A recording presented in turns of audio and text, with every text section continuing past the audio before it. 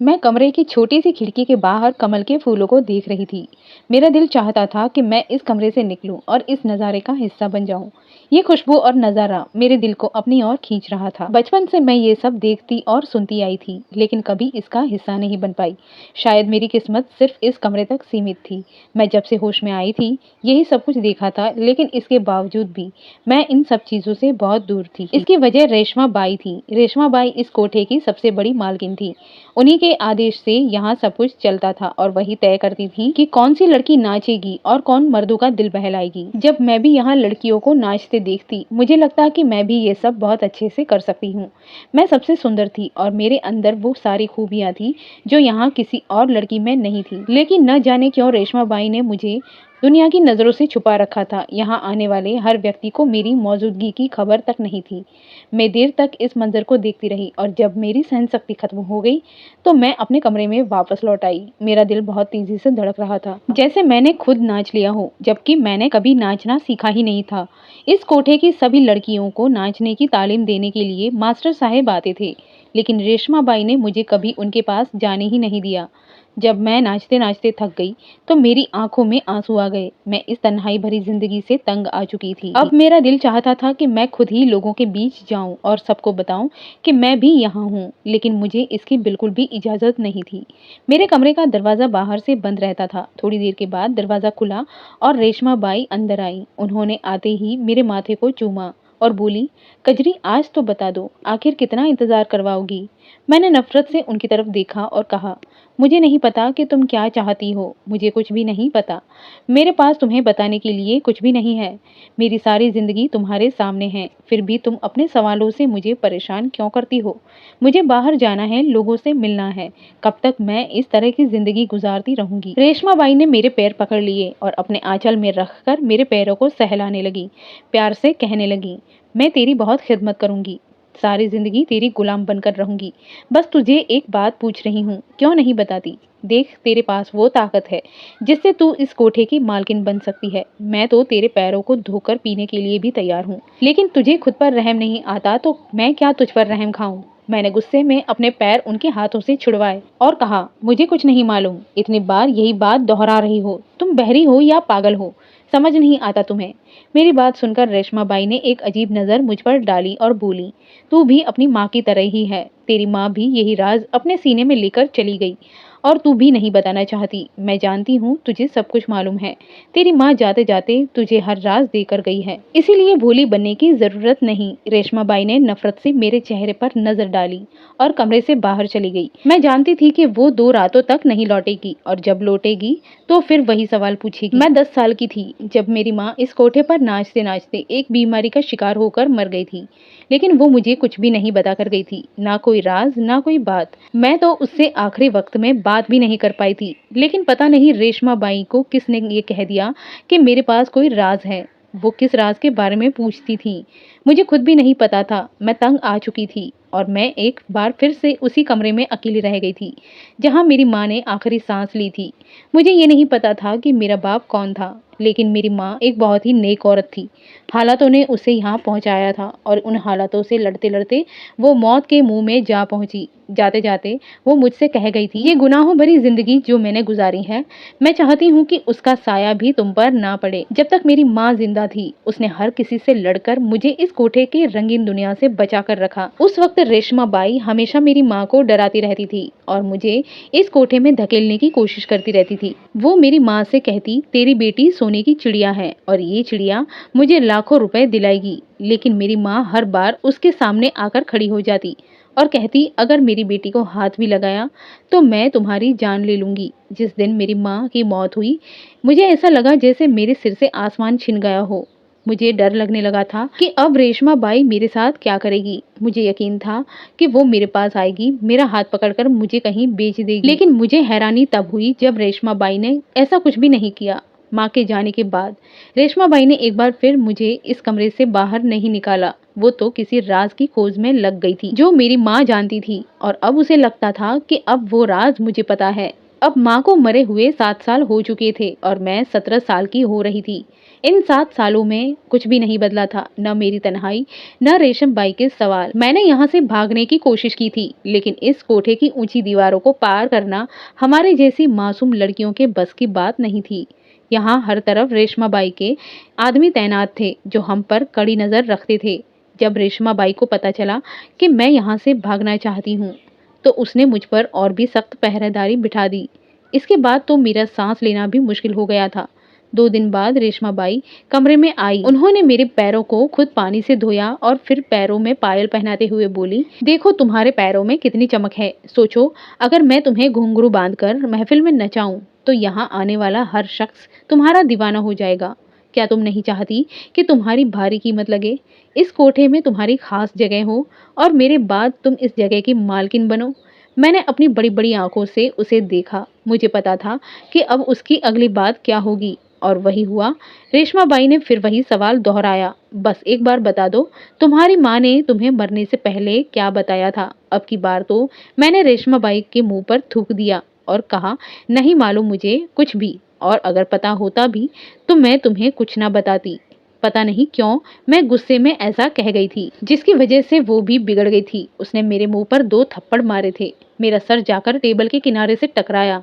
उसकी आंखें शोले कर रही थी। उसका बस चलता तो वो मेरी जान ले लेती, लेकिन शायद वो राज इतना कीमती था, इतना कुछ होने के बावजूद भी वो मेरी जान नहीं ले सकती थी। रेशमा बाई मुझे बंद करके गई तो मैं बिस्तर पर लेट गई। मेरे सर पर गहरा जख्म था, लेकिन तकलीफ का एहसास बिल्कुल भी नहीं था। शायद मैं इस तकलीफ की आदी हो गई थी। अपनी माँ के तकिए पर आंसू बहाते हुए मैं सोचने लगी कि ये किस राज की बात है।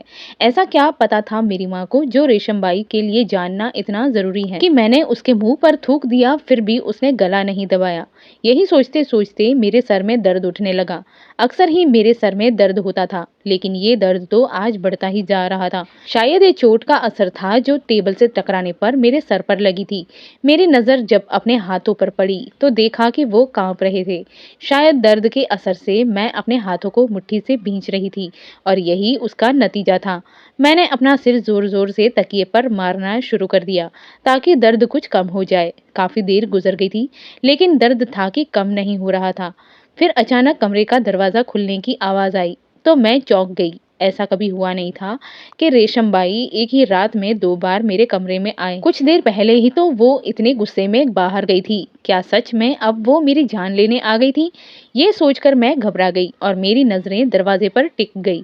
ताला खुल चुका था, और फिर मैंने देखा कि दरवाजा खोलकर अंदर आने वाली रेशम बाई नहीं, बल्कि नीलम थी। नीलम इस कोठे की एक पुरानी औरत थी, लेकिन आज तक कभी मेरे कमरे में नहीं आई थी। मैं हैरान नजरों से उसे देख रही थी कि आखिर उसका यहाँ क्या काम था। क्या रेशम बाई ने उसे यहाँ भेजा था? तुम्हारी माँ का ताल्लुक एक बहुत ही गरीब घराने से था, नीलम ने कहना शुरू किया। लेकिन तुम्हारी माँ बहुत खूबसूरत थी, और शायद इसी खूबसूरती की वजह से तुम्हारे बाप ने उससे शादी की थी, लेकिन वो दूसरी शादी थी।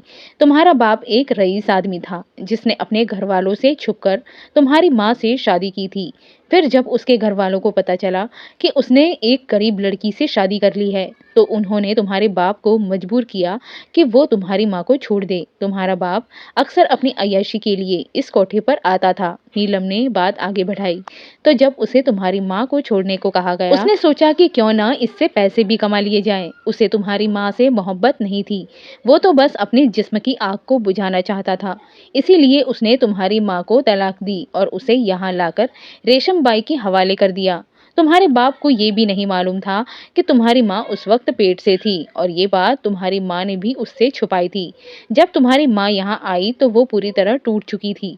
उसके लिए ये किसी कयामत से कम नहीं था कि जिस शख्स के साथ उसने वफादारी की थी, उसी ने उसे बेच डाला। रेशम बाई ने सोचा कि कुछ दिनों में तुम्हारी माँ संभल जाएगी, लेकिन जब पता चला कि वो पेट से है, तो रेशम बाई ने बहुत कोशिश की कि उसका बच्चा गिरा दिया जाए, ताकि उसकी खूबसूरती बनी रहे। लेकिन तुम्हारी माँ बहुत जिद्दी थी। उसने कोई दवा नहीं खाई और किसी भी तरह से बच्चा गिराने के लिए राजी नहीं हुई।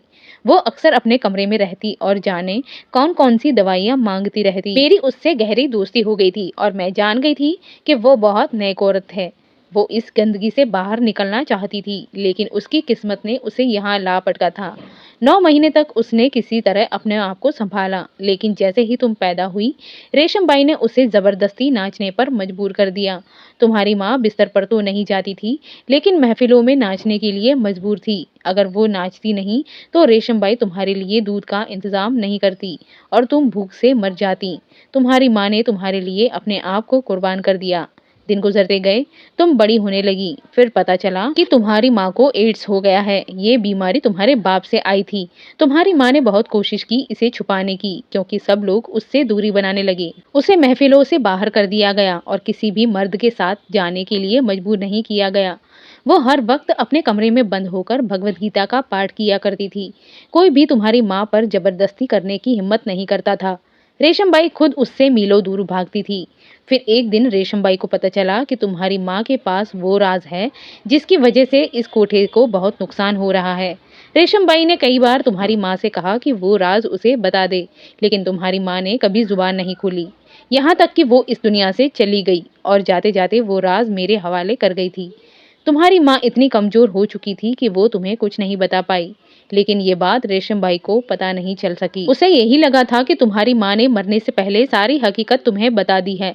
इसी वजह से रेशमबाई तुम्हारे पीछे पड़ी हुई थी, लेकिन यही बात तुम्हारे लिए फायदे का सौदा बन गई। जब तक रेशमबाई को ये लगेगा कि राज तुम्हारे पास है, तो वो तुम्हें कोई नुकसान नहीं पहुंचाएगी, ना तुम्हें कहीं बेचने की कोशिश करेगी और ना ही तुम्हें नाचने के लिए मजबूर करेगी।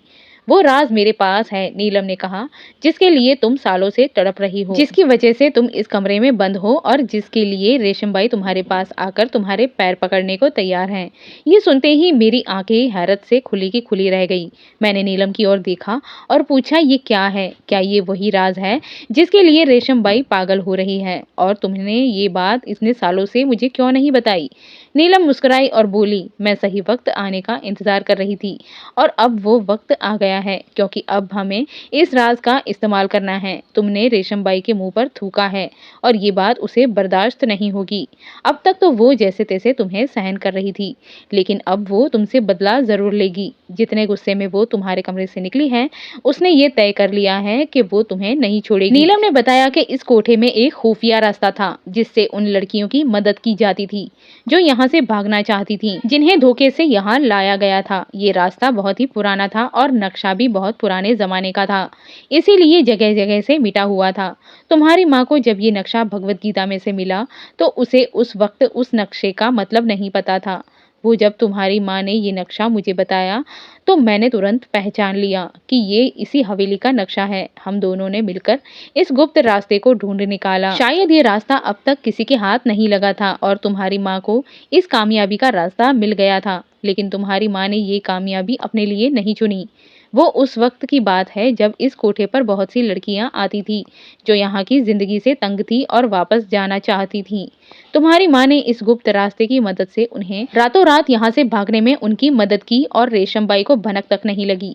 तुम्हारी माँ की वजह से बहुत सी लड़कियां यहाँ से भागने में कामयाब हुई हैं, लेकिन रेशमबाई को ये बात तब समझ आई जब तुम्हारी माँ अपनी आखिरी सांसें ले रही थी। उस वक्त तुम्हारी माँ किसी की धमकियों से नहीं डरती थी। रेशमबाई ने बहुत कोशिश की कि वो नक्शा उसे मिल जाए, लेकिन उसे कामयाबी नहीं मिली। अगर वो चाहती तो वो तुम्हें और तुम्हारी माँ को मारकर उस राज को हमेशा के लिए छुपा सकती थी, लेकिन ऐसा नहीं हो पाया, क्योंकि अब ये राज तुम्हारे काम आने वाला है। नीलम ने अपने दुपट्टे में से एक कागज का बड़ा सा टुकड़ा निकालकर मेरे हाथ पर रख दिया और कहने लगी, मैंने तुम्हारी माँ से जो वादा किया था आज उसे पूरा कर दिया है। अब मैं जा रही हूँ, लेकिन याद रखना कि मेरा आशीर्वाद हमेशा तुम्हारे साथ है। इतना कहकर नीलम वापस चली गई और मैं हैरान परेशान उसके दिए हुए कागज के टुकड़े को देखने लगी। वो एक बहुत बड़ा नक्शा था, इस हवेली का नक्शा, इस कोठे का नक्शा। उस नक्शे में एक गुप्त रास्ता था जो शायद पुराने वक्त में बनाया गया था। ये हवेली बहुत पुरानी थी और उन जमाने में इसे गुप्त रास्ते बनाए जाते थे ताकि दुश्मनों से बचा जा सके। लेकिन इस कोठे का ये गुप्त रास्ता उन लड़कियों की मदद के लिए था जो यहाँ से भागना चाहती थीं, जिन्हें धोखे से यहाँ लाया गया था। नक्शा बहुत पुराना था और जगह जगह से मिटा हुआ था। नीलम ने बताया था कि अपनी जिंदगी के आखिरी दिनों में जब मेरी माँ ने भगवत गीता का पाठ शुरू किया, तो उसे ये नक्शा उसमें से मिला था। उस वक्त मेरी माँ को ये नहीं पता था कि ये नक्शा किस चीज़ का है। शायद अब तक ये नक्शा किसी के हाथ इसीलिए नहीं लगा था क्योंकि इस कोठे में भगवत गीता को खोलने वाला कोई नहीं था। जब मेरी माँ ने उसे खोला तभी उसे आज़ादी का रास्ता मिल गया। लेकिन मेरी माँ ने ये रास्ता अपने लिए नहीं चुना क्योंकि उसे तो कोई पूछने वाला नहीं था और न ही कोई उसका सौदा करने वाला था। यहाँ बहुत सी लड़कियां आती थी जिनकी हालत बहुत खराब होती थी और वे वापस जाना चाहती थीं। मेरी माँ ने इस नक्शे पर मौजूद गुप्त रास्ते की मदद से उन्हें रातों रात यहाँ से फरार करवा दिया। रेशमबाई को भनक तक नहीं लगती। कई बार तो रेशमबाई पागल हो गई थी कि उसकी खरीदी हुई लड़कियां यहाँ से कैसे फरार हो रही हैं। उसने पहले तो सारे दरवाजों को बंद करवा दिया था, लेकिन इसके बावजूद भी मेरी माँ उन लड़कियों को निकाल कर ही दम लेती। ये सब मेरी माँ की वजह से हो रहा था। ये बात रेशमबाई को तब समझ आ गई जब मेरी माँ का आखिरी वक्त आ चुका था। रेशमबाई ने बहुत कोशिश की कि वो नक्शा उसे मिल जाए। अगर चाहती तो वो मुझे और मेरी माँ को मारकर इस राज को हमेशा के लिए छुपा सकती थी, लेकिन इस गुप्त रास्ते की उसे खुद भी जरूरत थी। अगर पुलिस वाले यहाँ आकर छापे मारते थे तो फिर रेशमबाई को लाखों रुपए देने पड़ते थे। अगर ये गुप्त रास्ता रेशमबाई को मिल जाता तो वो अपने धंधे के लाखों रुपए बचा सकती थी। इस कोठे पर बड़े बड़े अमीर लोग भी आते थे और ये रास्ता उनके लिए भी इस्तेमाल हो सकता था। इस गुप्त रास्ते का पता लगाना रेशमबाई को लाखों का फायदा दिला सकता था। इसीलिए उसने मेरी जान नहीं ली थी, बल्कि मेरे पास आकर मिन्नतें कर रही थी। अब वो नक्शा मेरे हाथ में था और मुझे इसका इस्तेमाल करना था। मुझे इस गंदगी से बाहर निकलना था। कुछ ही देर में मुझे समझ आ गया कि यहाँ से बाहर जाने का रास्ता मेरे ही कमरे से है। जिस शेल्फ में मेरी माँ की भगवत गीता रखी थी, उसी शेल्फ में एक खुफिया दरवाजा था। वो दरवाजा एक सुरंग के रास्ते से होकर हवेली से बहुत दूर एक सड़क के पास जाकर झाड़ियों में निकलता था। मैंने नक्शे को वापस भगवत गीता में रख दिया ताकि कोई और उसे न पा सके। मैंने खुद को मजबूत किया और उस गुप्त रास्ते के जरिए हवेली से बाहर निकल आई। वो रास्ता मुझे जंगल जैसी सुनसान जगह पर लेकर गया। मैंने सालों एक ही कमरे में बिताए थे और अब जब बाहर निकली तो जंगल के बीचों बीच थी। मुझे समझ नहीं आ रहा था कि अब क्या करूं, कहाँ जाऊं। मुश्किल से मैं एक सड़क तक पहुंची। वहां एक ट्रक वाले ने मुझे देख लिया और मुझे लिफ्ट दे दी। वो मुझसे बार बार पूछ रहा था कि मुझे कहाँ जाना है, लेकिन मुझे खुद ही नहीं पता था कि मेरी मंजिल कहाँ है। मेरी हालत देखकर वो मुझे अपने गाँव ले गया। जब मैंने उसकी पत्नी को अपनी कहानी सुनाई तो उसने मुझे अपने घर में पनाह दी। वो एक नेक दिल औरत थी। उसने मेरे सर पर हाथ रखा और कहा कि आज से मैं तुम्हारी बहन हूँ और यहाँ तुम रह सकती हो। ट्रक वाले का सीनियर इस गांव का बहुत बड़ा जमींदार और नेक इंसान था। ट्रक वाले ने सारी बात जाकर अपने बड़े सीनियर को बताई तो उन्होंने यकीन दिलाया कि वे रेशमबाई के खिलाफ कार्रवाई जरूर करेंगे और लड़कियों को खरीदने बेचने वाली रेशमबाई के खिलाफ आवाज उठाएंगे। और उन्होंने ऐसा किया भी। रेशमबाई के खिलाफ मामला दर्ज करवाया और मुझे बचाया। लेकिन जहां कानून के पास इतनी ताकत नहीं थी, वहां रेशमबाई फिर से अपने कोठे पर पहुंच गई थी, ऐसे ज्यादा मजबूत होकर। फिर भी मैं कभी कभी सोचती हूँ कि जिस इंसान को भला करना हो उसे भला मिल सकता है। मैं कोठे पर आने वाली बुराई को ही नहीं बल्कि जो अच्छाई मैंने देखी है उसे भी बताऊंगी। आपका क्या ख्याल है? क्या मैंने इस नक्शे को वहीं छोड़कर ठीक किया? क्या कभी कोई लड़की कोठे की जिंदगी से तंग आकर भगवत गीता को खोलने की और उस नक्शे से मदद लेगी? इसका जवाब आप लोगों को भी मालूम है और मुझे भी। लेकिन मैं चाहती हूँ कि कानून इतनी मजबूत हो जाए कि कोई किसी की बेटी को बेचने की जरूरत महसूस न करे। अगर आपको हमारी वीडियो पसंद आई है तो लाइक और शेयर जरूर कीजिए और ऐसे ही वीडियो देखने के लिए हमारे चैनल को सब्सक्राइब जरूर कर लीजिएगा। धन्यवाद।